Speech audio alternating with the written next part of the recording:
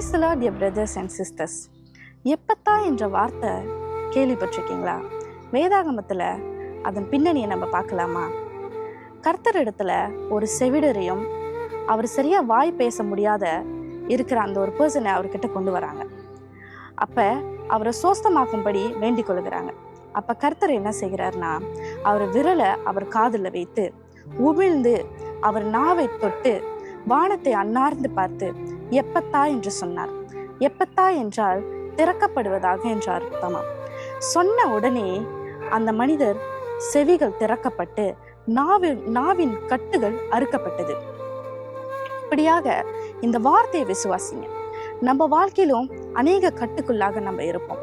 அநேக வாசல்கள் அடைக்கப்பட்டு இருக்கும்.